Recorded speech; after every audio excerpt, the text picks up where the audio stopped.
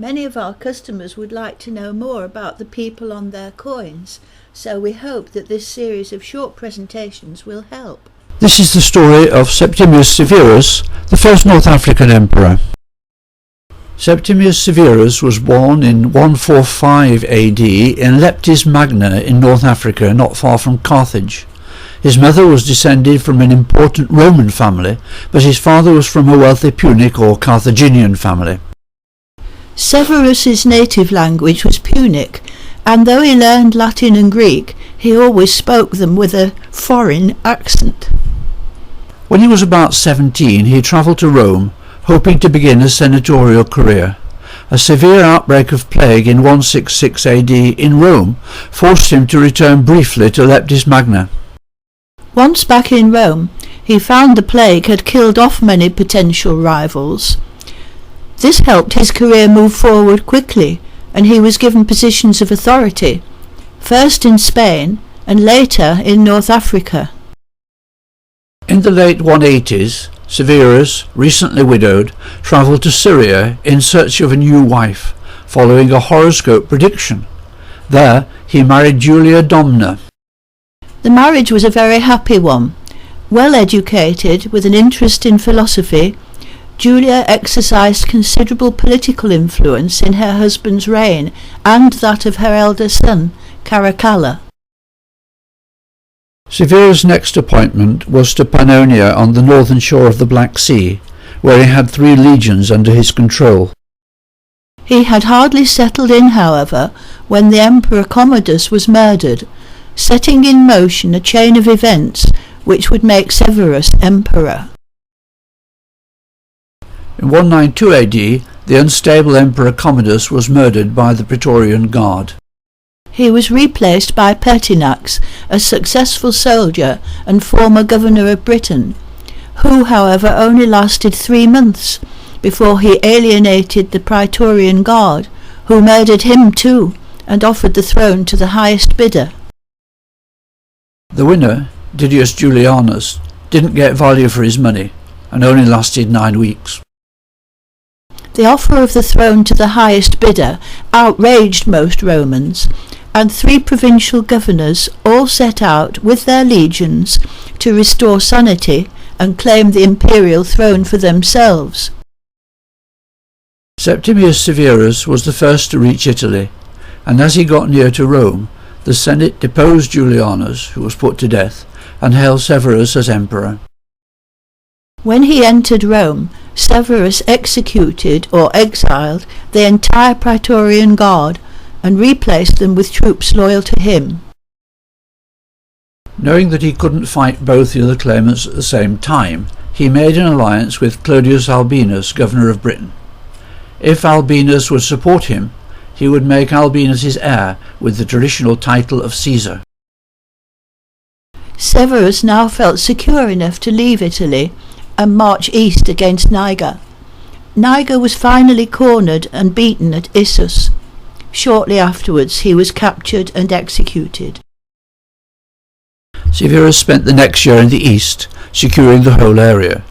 He then returned to Rome, where he deliberately provoked his former rival, Clodius Albinus, by promoting his own young son to be the Caesar who would succeed him. With the support of the legions of Britain, Gaul and Spain, Albinus was proclaimed emperor and advanced to Lugdunum, Lyon, in southern Gaul. Severus raised an army from the legions of the Danube and moved north from Rome to meet him. The 2 armies met outside Lugdunum in February 197 AD and fought a tumultuous battle, lasting over 2 days and involving over 100,000 men. Eventually, Severus' cavalry enabled him to get the upper hand, and Albinus fled back into Lugdunum, where he was killed. Now master of the whole of the Roman Empire, he ruled as a military dictator, and keeping a guard of some 50,000 loyal troops camped outside Rome. He was unpopular in the Senate, executing dozens of their number for real or imaginary plots against him. He also increased the total number of legions to 33, and increased the annual pay of a legionary soldier from 300 to 500 denarii. After defeating Albinus, Severus returned briefly to Rome, and then set off by sea and land to attack the Parthian Empire. In a 2-year campaign he captured some territory, but was ultimately unsuccessful. In 202 and 203 AD, Severus turned his attention to his native province of Africa, pushing the Roman frontier south by as much as 400 miles in places, and building a new frontier defence, or limes, to keep Roman territory safe from attack by desert tribesmen. In addition to his frontier works, Severus built on a lavish scale in his own home city of Leptis Magna, including new docks and a new forum, with a magnificent basilica, or town hall, in the centre. In 208 AD, Severus and his 2 sons Caracalla and Geta launched a military campaign in Britain. The province had been left open to barbarian attack when Clodius Albinus withdrew the British legions in support of his bid for power. Alterations to the military fort at South Shields at the mouth of the River Tyne show that the expedition was planned on an impressive scale. 22 granaries were built to store food for an immense army, probably numbering about 40,000 troops.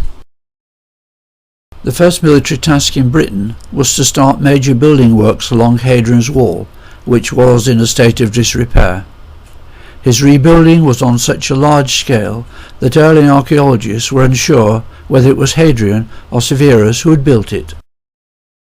The next stage was to advance into what is now southern Scotland, first as far as the Antonine Wall between the Clyde and the Forth, which was reoccupied, and then into Caledonia, beginning what was intended as an attempt to conquer the whole island.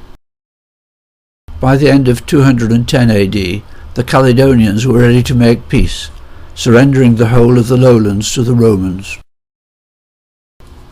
By the winter of 210 to 211, Severus was seriously ill and withdrew to York to recuperate.